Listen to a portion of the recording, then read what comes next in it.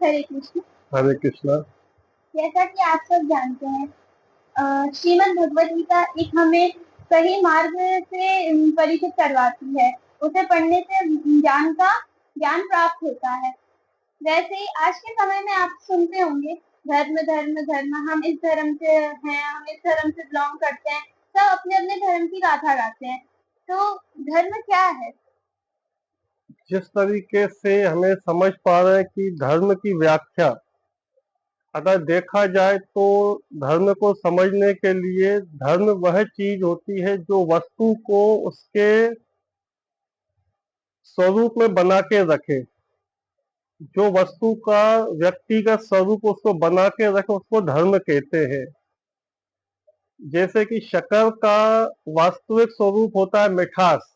अगर शक्कर से मिठास हटा दी जाए तो वो फिर धर्म है मिठास उसका। नमक का धर्म है खारा लगना। इसी तरीके से मनुष्य का धर्म है सेवा करना। मनुष्य किसी न किसी रूप में किसी की सेवा के बिना नहीं रह सकता है। धर्म को आप दो रूपों में ले सकते हैं, एक होता है आध्यात्मिक धर्म, एक होता है भौतिक धर्म। आध्यात्मिक आध्यात्मिक धर्म होता है आत्मा को पहचान करना, और भौतिक धर्म हमको सिखाता है शरीर का कैसे पालन करना। भौतिक धर्म में हम यह देखते हैं कि जैसे कोई स्टूडेंट है उसका धर्म है पढ़ाई करना, व्यापारी वर्ग है उसका धर्म है बिजनेस करना, या कोई सैनिक है उसका धर्म है देश की रक्षा करना। गृहस्थ जीवन में गृहिणी होती है उसका धर्म है घर चलाना। जो भौतिक जीवन के धर्म है वो तो वस्तुगत रूप से हर आदमी पालन करता है। अब आती है बात आध्यात्मिक धर्म की, जो हर मनुष्य का एक ही है। सबसे पहले हमको यह जानना पड़ेगा कि मैं कौन हूँ। अगर हमारी अपनी पहचान एक शरीर के रूप में है तो वह गलत है। हम शरीर से हटके आध्यात्मिक धर्म में हम एक आत्मा है। आत्मा परमात्मा का अंश होता है और आत्मा का काम है परमात्मा की सेवा करना। अब हम समझ पाएंगे कि मैं कौन हूँ। तो इसको पहचानने के लिए हम अपनी थोड़ा लैंग्वेज में समझेंगे। अपन कहते हैं कि यह मेरा शरीर है। अगर शरीर मेरा है तो उसमें मेरा कहने वाला कौन है? वह होती है आत्मा। अब हमको आत्मा से परमात्मा की सेवा करना है तो वह हो जाएगा आत्मा का धर्म। इसको कहते हैं आध्यात्मिक धर्म। और इसमें हमको जो बनाए रखता है, जो धर्म के मार्ग पर चलाने के लिए, उसको धर्म कहते हैं। हमारी वास्तविक पहचान बना के रखे वह धर्म है।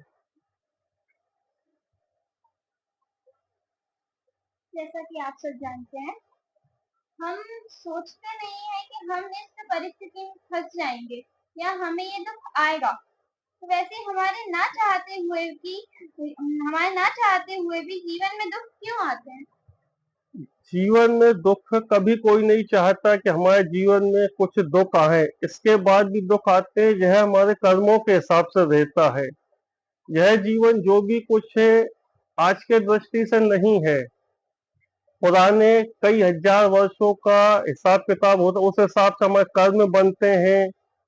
कर्मों से हमारा हिसाब किताब इसी हिसाब से सुख दुख का आना जाना लगा रहता है। वैसे भगवान ने इस जगत को दुखालय कहा है, तो यहाँ सुख तो है ही नहीं किसी भी कंडीशन में। जो थोड़ा बहुत हम उसको सुख समझते हैं वह भौतिक सुविधाओं को सुख समझते हैं, तो वह क्षणिक होती हैं, कुछ समय को आती हैं, फिर वो दुखों का घर है। अगला प्रश्न, हमारा जीवन किसने निर्धारित किया है, भगवान ने या भाग्य ने? हमारा जीवन हम खुद निर्धारित करते हैं। भगवान को हमारे किसी भी उससे इंटरफेयर नहीं रहता है। जैसा कि जो आज के कर्म है कल का भाग्य बनते हैं, वो जो आज का है वो जो पुराना हुआ बीता हुआ कल आज का वर्तमान है। भूतकाल वर्तमान दोनों मिला के भाग्य का निर्माण करते हैं। नहीं, जैसा कि सब कहते हैं कि ये तो भगवान लिख के ही भेजते हैं, नहीं, उसका भगवान ने हमको कुछ छूट दे रखी है भौतिक सुविधा पाने के लिए, उसके हिसाब से भगवान हमारे भाग्य नहीं लिखते, हमारे कर्म ही भाग्य लिखते हैं। हम जैसा करेंगे वैसा ही आगे उसका फल आएगा। हो सकता है किसी कर्म का जल्दी आ जाता है, किसी का देर से फल आता है। जिस तरीके अपन समझे विद्युत होती है, लाइट इलेक्ट्रिक, उसका बिल जल्दी भरना पड़ता है, नहीं भरते कट जाती है। और दूसरी चीज हाउस टैक्स है या दूसरी चीज है, उसका टाइम लगता है, उसको इतनी नहीं रहता। भाग्य क्या था आपके आप क्वेश्चन में? हमारा अगला प्रश्न था, भाग्य हमें बनाता है या हम भाग्य बनाते हैं? इससे पहले वाला रिपीट करिए। हमारा जीवन किसने निर्धारित करा है? हमारा जीवन किसने निर्धारित किया है, भगवान ने या भाग्य ने? हमारा जीवन निर्धारित हमारे कर्मों के आधार पर होता है। भगवान हमारे किसी भी कर्म का विश्लेषण नहीं करते, ना ही वो हमको प्रेरित करते हैं कि अच्छा कर्म करो या बुरा कर्म करो। यह तो बस प्रकृति के गुणों के अनुसार आदमी अपने व्यक्तिगत स्वभाव से कर्म करता है। भगवत गीता के 5वें अध्याय में 14वां श्लोक है, इसमें इसकी विस्तृत जान है। न कर्तव्यम न कर्माणि लोक सृजति प्रभु, न कर्म फलम संयोग स्वभाव प्रवर्तित है। शरीर रूपी नगरी का स्वामी देहधारी जीवात्मा ना तो कर्म का सृजन करता है, ना लोगों को कर्म करने के लिए प्रेरित करता है, ना ही कर्म फल की रचना करता है। यह सब प्रकृति के गुणों के द्वारा किया जाता है। अब जो लोग कहते हैं कि ईश्वर चाहेगा तो ऐसा होएगा, अगर भगवान ने चाहा तो हम इस तरीके से करेंगे, तो उसमें भगवान हमें किसी भी तरीके से हस्तक्षेप नहीं करते कि आप यह काम करो या नहीं करो। उन्होंने हमें अपने गुणों के हिसाब से दे दिया, आप उसको करो। भगवान कभी नहीं कहते कि आप किसी का भला या बुरा करो या कुछ गलत करो। इस हिसाब से हमारा भाग्य है जो हमको अगला जीवन निर्धारित करता है और कर्मों के लिए प्रेरित करता है। बस अगला क्वेश्चन। अगला प्रश्न, भाग्य हमें बनाता है या हम भाग्य बनाते हैं? इस पर देखा जाए तो भाग्य जिस तरीके से छोटे बच्चे जो बर्थिंग बॉय जन्म लेते हैं, उस समय कुछ भी करके नहीं आते। जैसा कि एक धारणा फैली हुई है, खाली हाथ आए थे खाली हाथ जाएंगे, यह बिल्कुल गलत धारणा हो कहलाई जाती है। क्योंकि जब बच्चा जन्म लेता है तो न तो वो किसी का कुछ बुरा करके आता है, ना ही भला करके आता है। वह अपने पुराने प्रारब्ध के हिसाब से आता है, किस घर में जन्म लेता है, ये सब पुराने प्रारब्ध लेके आते हैं। वो तो कर्म करता है, आगे भाग्य बनता है। पुराना प्रारब्ध प्लस कर्म दोनों मिला के भाग्य बनता है।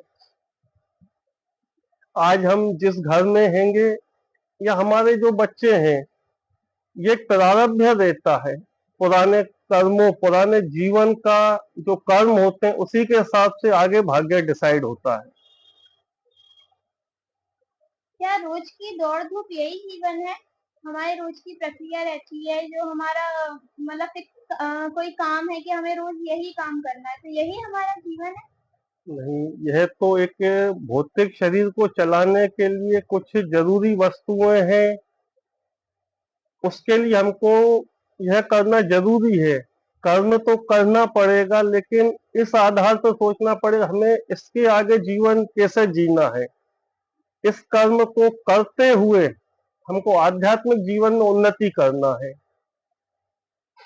हमारा मेन काम है, जो शरीर मिला है हमको, मनुष्य शरीर मिला है, इसमें इससे जिंदगी को मतलब आप ऐसे समझो, भगवान ने शरीर को यंत्र बोला गया है। इस यंत्र के अंदर स्वामी आत्मा बैठा है, परमात्मा का अंश आत्मा बैठा हुआ है। उसको आगे ले जाना है कि भाई अगले जीवन में हमको फिर से मनुष्य शरीर मिले, या जन्म मृत्यु के चक्कर से निकल के वैकुंठ लोक जाया जा सके। आज हम जितनी दौड़ धूप करके जीवन यापन करते हैं, सिर्फ खाना अच्छे से खा सके या कुछ भोग भोग सके, तो यह तो हमसे अच्छा पशु लोग करते हैं। सिर्फ अगर खाने के लिए बोला है तो पशुओं को इस चीज के लिए मेहनत नहीं करना पड़ती पेट भरने के लिए। उनको भी खाना मिलता है, वो भी जीवन जीते हैं, अपने बच्चे का रक्षा करते हैं। अगर यही हम काम करते हैं तो पशु और हमें कोई अंतर नहीं माना जाएगा। इसलिए हम कोशिश करें, इसके साथ आध्यात्मिक जीवन की उन्नति करें, तो अपना जीवन आगे अच्छा रहता है। हमें ये मनुष्य मनुष्य शरीर क्यों मिला है? हमारे जीवन का उद्देश्य क्या है? हमारे जीवन का अगर कम शब्दों में कहा जाए उद्देश्य, तो भगवत धाम प्राप्ति करना है। हम अपने वास्तविक स्वरूप को भूल चुके हैं, इससे दुखालय जीवन में आ चुके हैं। हमारा वास्तविक स्वरूप यह नहीं है कि हमारी पहचान अलग है, हम परमात्मा के अंश हैं।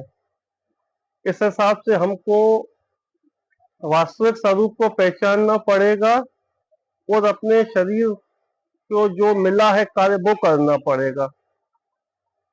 मृत्यु क्या है? क्या मृत्यु पर सब खत्म हो जाता है या पुनर्जन्म भी सही है? नहीं, मृत्यु तो एक अवस्था है। जिस तरीके से बच्चा जन्म लेता है, युवा अवस्था होती है, फिर वयस्क होता है, शरीर वृद्ध होता है, फिर मृत्यु होती है। मृत्यु तो एक स्टेज है। मृत्यु को ऐसा समझो जैसे भगवान ने दूसरे अध्याय में कहा है, शरीर एक वस्त्र के समान है, वस्त्र पुराने होते हैं, फिर आत्मा इस वस्त्र को छोड़ के नया वस्त्र धारण करती है, उसी को मृत्यु कहते हैं। शरीर की मृत्यु होती है। जब अर्जुन मोह रूपी भर गया था उसमें शुरू में, तो भगवान ने उससे कहा तो क्यों चिंता कर रहे हो, यह शरीर तो मतलब ये सब आत्मा है, इनके शरीर की मृत्यु नहीं होगी। ये पाप कर्मों में लिप्त हैं, इनका तुम वध करो, इनको नया जीवन फिर मिलेगा। मृत्यु एक अगले, आप तो और सीधे सीधे शब्दों में समझा जाए, उसको आप ऐसा समझिए, उसको जंक्शन, या अपन इस समय यात्रा में है। मनुष्य जो यात्रा कर रहा है, यात्रा में ट्रेन में बैठे जंक्शन आता है। अब जंक्शन के बाद डिसाइड होता है कि आपको किस रूट में जाना है। अगर आपके कर्म अच्छे हैं तो आप अधोगति ऊंचे लोकों में जाओगे, स्वर्ग लोक रहता है, 14 लोक होते हैं। और कर्म खराब है, अपन पशुओं जैसे कर्म करते हैं तो 84 लाख योनियों में फिर से भ्रमण करना पड़ता है। जैसे ट्रेन से यहाँ जंक्शन आता है, जंक्शन से चारों साइड को ट्रेन जाती हैं, उसी हिसाब से मनुष्य जीवन मृत्यु के बाद फिक्स होता है किस हिसाब से आगे बढ़ना है। अगर पुनर्जन्म है तो अपने जीवन के लिए हम क्या कर सकते हैं? पुनर्जन्म एक सत्य है, वो वास्तविक सत्य है, पुनर्जन्म होता है। जैसे आज रविवार है तो कल शनिवार था, इसके बाद सोमवार भी होगा। पुनर्जन्म एक सच्चाई है। इसके लिए हमको अगला जीवन बेहतर बनाने के लिए इस जीवन में कुछ अच्छा करना पड़ेगा। अब अच्छा करने का यह मतलब नहीं होता कि हम दान धर्म करें, उसकी मना नहीं करते, दान धर्म की शास्त्र के आधारित जो होता है,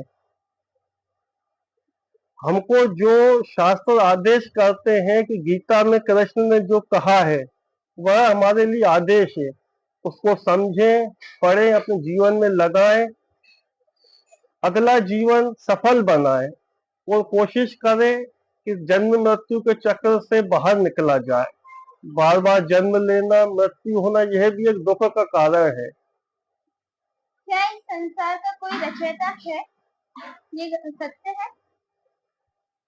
अब अगर मैं आपसे बोलूं कि कुछ भी मकान या कुछ भी चीज अपने आप बन गई, तो ऐसा तो पॉसिबल नहीं है। अब आप एक चीज समझिए कि अपने